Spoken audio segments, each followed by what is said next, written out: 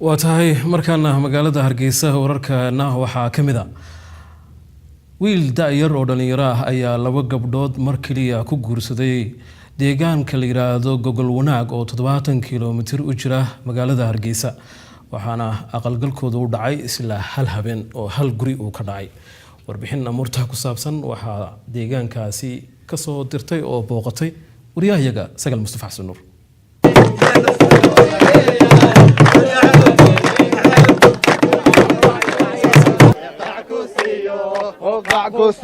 Bacusiyo indaha qalinkaade bacusiyo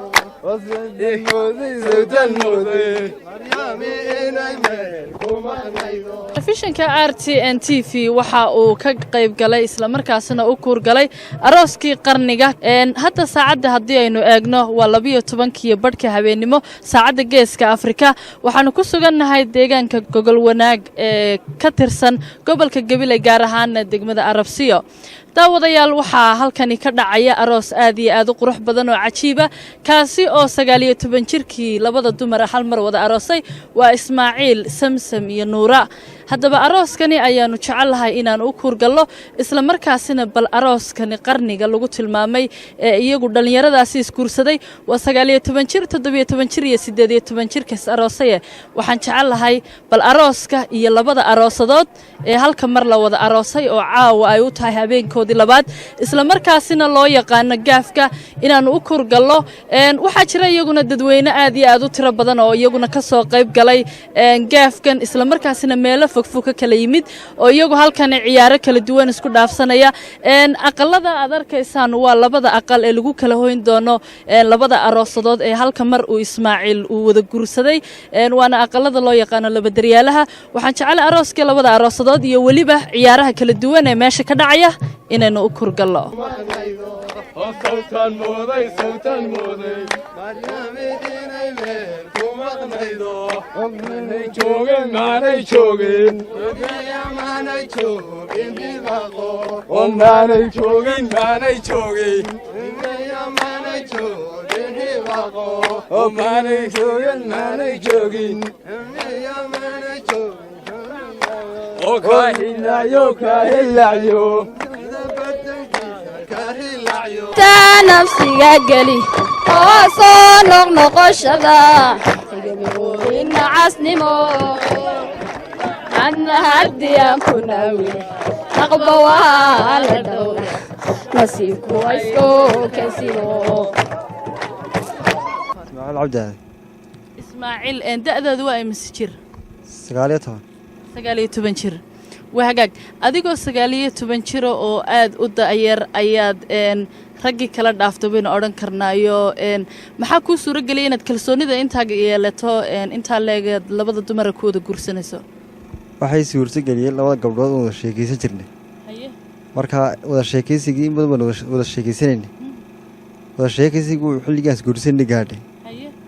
labada gabdhood waxaan ku keenay inaan isguursano saddexdood waan sugeyn sugaashii bay gaadhay xilligaas guursanayna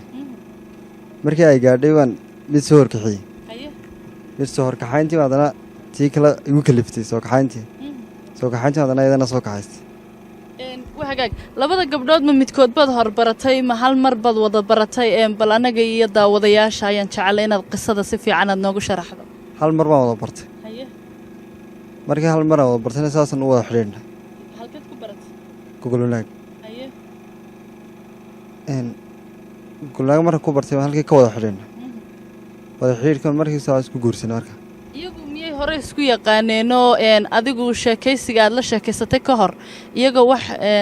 aqoona oo ka dhaxaysay miyay jirtaa arday baan wadayn saddexdiinaba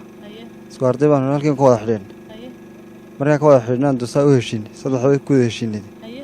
heshiiskii waan soo wada galnaa saasaan isku guursanay wahagaag labadaada xaas haddii aad magacyadooda noo kala sheegto bal noo sheeg Samsam Maxamed Daahir iyo Nuura Maxamed Cabdillah saasaan wada xidhiidhnay Samsam maxamed Daahir iyo Nuura Maxamed Cabdillah saasaan wada xidhiidhnay wahagaag nin dhalinyaro baad tahay maxaad ugu tala gashay hal qoys baad hal mar wada yagleeshay oo waliba laba gabdhooda maxaad ugu tala gashay ka kalsooni ahaan iyo waxyaabo kale oo kale kalsoonida anaa isku kalsoonaa igu kalsoonaay ya kalsoonida markaan isku kalsoonaan saddexdooda isku kalsoonaan in isguursano saasay kalsoonida markii aad doonaysay ee gabdha aad reerahooda ka doonayseen ma jiraaneen wax caqabada oo iyaga reerkooda kaaga yimid may jirin saas uma tahay iyagu kasakow guurkan aad wada guursatay ma yihiin dad isku faraxsan oo wada qoslayo oo wada sheekaysanaya mise midba gaarkeeday u aamusan may wada qoslayo isku faraxsan aad bay isku faraxsan aad iyo aad bay isku faraxsan inta badan ragga waxaa lagu xantaa inaanay ka soo bixin kalsoonida qoysnimada oo xoogaa xag u yara janjeersamaan taama laga yaaba inaad iska jirta adigu taa lagama yaabo dhinacna ma tirsan labadaba waan dhaxayne ya ma jiraa jadwal kaaga qorshaysan ood is leedahay aad labadooda ku kala hagtid jadwalku dee aqalba habeen baad galaysaa nuura maxamed cabdilaahi nuura bal waxaad nooga sheekaysaa dareenkaaga iyo jawigaaga habeenkani caawo ay kuu tahay habeenkii labaad ee geefka jawiga waan ku faraxsanahay samsam maxamed daar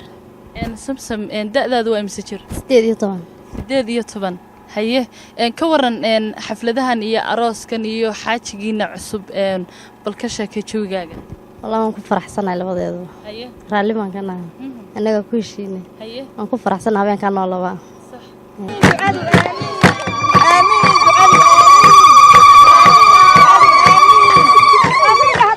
sagal mustafa xasan nuur RTN deegaanka gogol wanaag mahadsanid sagal waxay weydiisay arooskii iyo waxay tiri labada aroosadood iyo weliba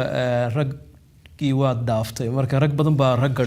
inay dhaafaan doonay waxna malaynay noqon doonto deegaankii gogol wanaag yaa geeya